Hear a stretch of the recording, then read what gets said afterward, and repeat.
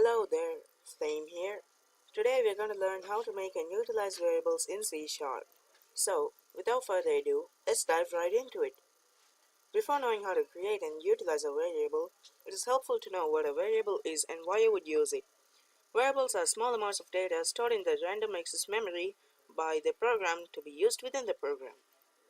Now you don't need to memorize a statement. To make it more simple to understand, it is like a box. Inside of the box you can have something, in this case some data. Outside of the box is a label slapped onto it, which is the name of the box. No matter what the thing inside of the box is, you can use the label to access what is inside it without needing to know what is inside it. This means anything could be inside of the box, but you can use it in your code just by referring to the name of the box. Okay, let's get into the code. To create a variable, you can simply put a statement in the object, whereby this is the object. There are three main components of this statement. The first, defining the accessibility of the variable.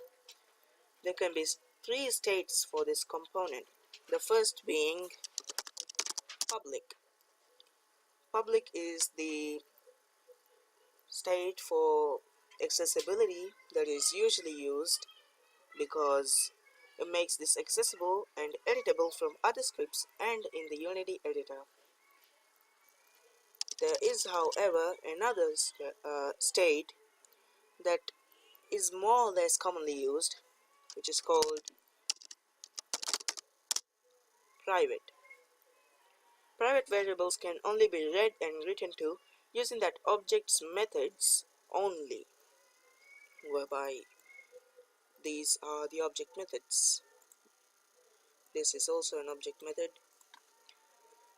and there is, however, a third state, and I will not cover the third state for this component of the statement as it's a little bit more complex, but if you want to know it, it's protected. You can search it up if you want to. For the example, however, we're going to use public. The second state can be a range of things. It can be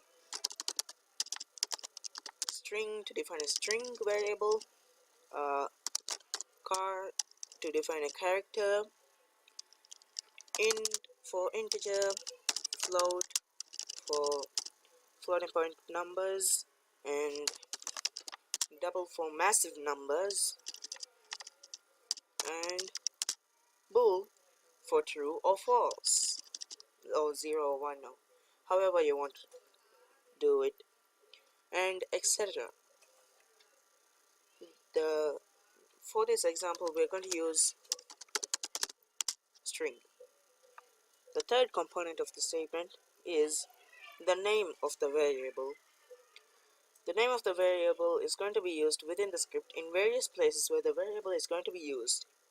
So for example, I call this true or false. I can refer to this here by saying true or false if I don't forget my semicolons. And this can be in, like, this usually is in Pascal case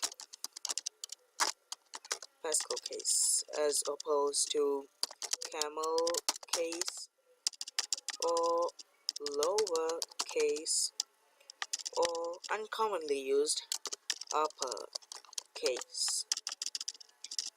So we usually use Pascal case. We're going to call this string